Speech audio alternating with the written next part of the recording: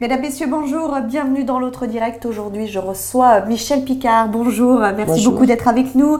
Ça y est, vous êtes redevenu maire de Vénissieux, c'est fait. On va revenir justement sur cette année un peu particulière qui s'est déroulée pour votre ville. Déjà, on va parler la réaction au moment de l'annonce de votre victoire, d'une manière assez large, tout de même dimanche dernier. Un soulagement pour vous?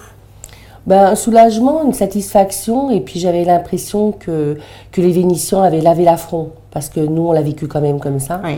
Et j'étais très fière ce soir-là, parce que effectivement, on était sortis par le haut. En plus, on avait une dernière semaine compliquée, avec de la diffamation, Oui. avec un certain nombre de choses dites. Justement. Et du coup, le fait que les Vénitiens ne soient pas dupes de ça, j'étais très fière d'eux. Ouais, voilà. Alors justement, une dernière semaine un peu compliquée avec les accusations de Christophe Girard sur une sorte de porosité entre les listes PC, FN, enfin bon, c'est compliqué à gérer. Ça fausse le débat politique, ce genre de choses, ou au contraire, il fallait une certaine transparence? Moi, je pense que ça fausse pas le débat politique. Il n'y a pas de débat politique. Ouais. Quand on voit un certain nombre de débats qu'il y a eu, de toute façon, il évite le fond. En pourrissant la situation, en faisant le chevalier blanc, etc., en dénonçant, en diffamant, parce que en donnant des éléments qui ne sont absolument pas prouvés, à une collusion entre le FN, le PC, etc., c'est diffamant. D'ailleurs, je me réserve le droit de poursuivre par la suite. Vous avez décidé ou pas si vous allez poursuivre? J'ai 3 mois pour décider, donc on va travailler avec l'avocat et nous verrons. Ouais.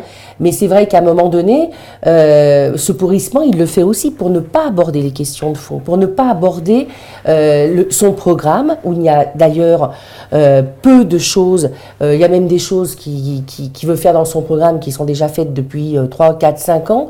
Donc il y a quand même des choses quand même où il veut éviter le débat. Et puis il y a les deux choses, je pense aussi, entre les deux tours, il a essayé, parce qu'il voulait faire annuler cette liste, or la loi ne le permet pas. D'ailleurs, ça me fait rigoler parce que d'après Monsieur Monchot, il voulait faire annuler la liste une fois que visiblement ils avaient discuté ensemble.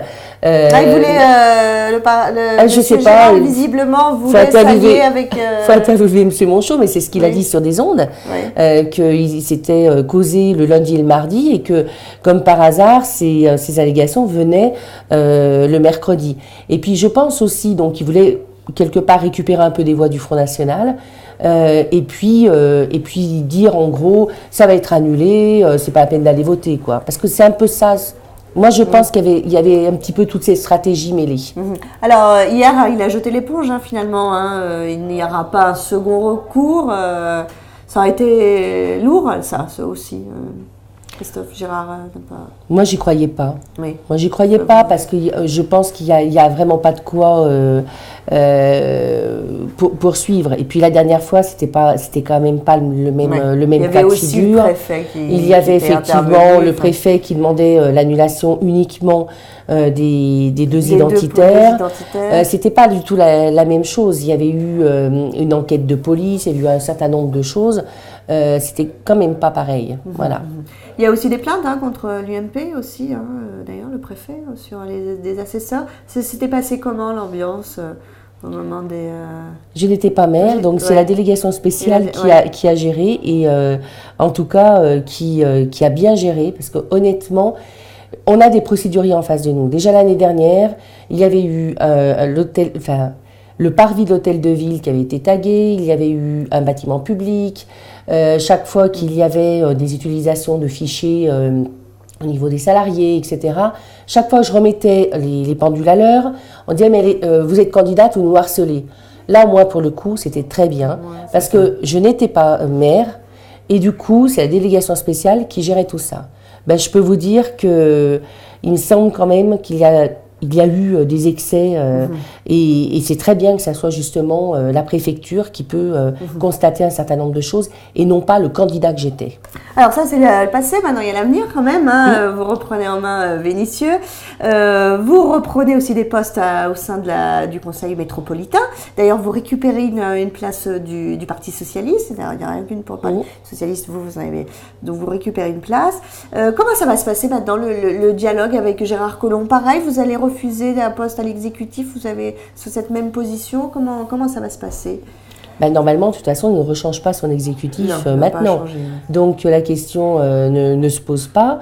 Moi, pourquoi j'avais refusé une vice-présidence l'année dernière? Parce que je n'avais pas de lisibilité sur la future métropole. Et que je ne fais pas les choses pour les places.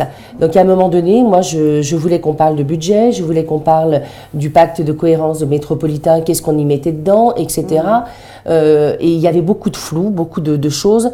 Et pour entrer dans un exécutif, il faut partager un certain nombre de choses. Par contre, je fais partie de la majorité, contrairement à ce qui a été dit. Ça, vous faites partie de la majorité. Et j'ai voté un certain nombre de dossiers. Je ne voterai peut-être pas tout. Et j'en ai le droit, après tout, effectivement. Et après, par contre, quand vous voyez le candidat métropolitain de Vénissieux qui nous disait que c'est parce qu'on n'était pas très conciliant avec Gérard Collomb que nos dossiers, soi-disant, n'avanceraient pas. D'abord je réfute ça parce que le Puiseau, par exemple, si on n'avait pas été en campagne électorale, l'enquête publique, normalement, avait lieu là. Donc, et puis on s'est travaillé avec la métropole sur un certain nombre de choses, l'économie, etc. Vous êtes rassuré un peu sur la métropole, là, un an après, justement, là, ce que vous... Alors oui et non, dans la mesure où... je rappelle qu'il y avait un très beau projet qui s'appelait la Préfabrique Opéra, qui devait s'installer à côté du nouveau lycée Jacques Brel. Et j'ai su, donc l'année dernière au mois de juin, que la Préfabrique, parce qu'en fait il y a plusieurs partenaires, l'État, le Grand Lyon, la ville de Lyon, Vénissieux, la région, etc. Et on apprend comme ça, sous une frite, que la ville de Lyon se désengage du financement. Alors moi je pense qu'il aurait fallu quand même une réunion de tous les partenaires pour discuter. Puis maintenant le Grand Lyon après s'est désengagé également. Donc là effectivement moi ça m'inquiète beaucoup parce que ça veut dire que je comprends, l'austérité est déclarée est imposée à toutes les collectivités. Mais à un moment donné, les choix doivent être partagés. Et partagés notamment avec qui? Avec les élus que nous sommes quand même. Vous ne pouvez pas annuler un projet sur la ville de Vénissieux sans en parler au maire et sans en parler à tous les partenaires financiers qui ont travaillé pendant 2 ans sur le projet quand même. Donc là, moi, je me fais du souci. Je me fais aussi du souci quand je vois, par exemple, que l'enveloppe voirie a baissé de 15% sur le territoire de Vénissieux. Là encore, sans jamais consulter les élus que nous sommes. Ça, cette politique-là. Là, aujourd'hui, Gérard Collomb, d'une manière un peu, au niveau national, mais aussi, votre avis là-dessus, rappelle un grand rassemblement de la gauche. Qu'est-ce que ça vous inspire, ça ? Mais moi, je pense que pour lutter contre l'abstention, parce que c'est un véritable fléau dans ce pays, à Vénissieux comme dans toutes les villes populaires, mais dans tout le pays, on voit bien de toute façon, moi je crois justement à la pluralité. Et je ne crois pas au bipartisme. Je n'y ai jamais cru parce que c'est justement en ayant de l'offre sur des projets, à revenir à une éthique politique, que ça donnera envie aux Français de retourner voter. Puis à un moment donné, je crois qu'il faut aussi arrêter la langue de bois. Il faut arrêter, par exemple, l'autre jour, tout le monde est surpris que j'étais contente mais je suis un être humain. Je suis un être humain. Effectivement, j'ai fait le choix de ne pas montrer l'affront, de ne pas montrer l'humiliation que notre liste a subie parce que par pudeur, etc. Mais la joie, je pense que ça peut se partager. Et en plus, je reconnais aussi que j'étais pas... L'année dernière, par exemple, j'étais dans la mairie. Là, on était dans un local. On retournait en mairie. Il y avait une liesse. Il y avait... voilà. Ne pas montrer de la joie. Je pense que tous les électeurs peuvent comprendre qu'il y a... voilà. Et je trouve dommage quand on me dit « Oui, mais les politiques, ils doivent pas. » Pourquoi ils ne devraient pas? À un moment donné, moi, quand je suis en colère, je suis en colère. Quand je suis contente, je suis contente. Non, mais... Et je crois que les Français ont besoin aussi de ça. ont besoin, ça ne veut pas dire ils ont besoin de la proximité, ils ont besoin qu'on leur parle dans la sincérité, dans la franchise. Il y a des choses, quand par exemple vous parlez de choix politiques dus à l'austérité, ben, il va falloir aborder les choses. Voilà. Et je crois que quand les Français, le 11 janvier, ont défilé dans la rue, ils demandaient quoi?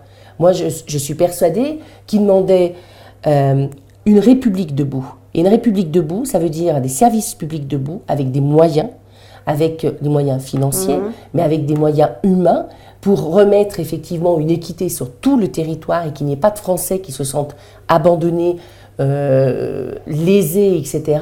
Il demandait aussi quelque part des élus républicains debout sur la laïcité, sur un certain nombre de choses.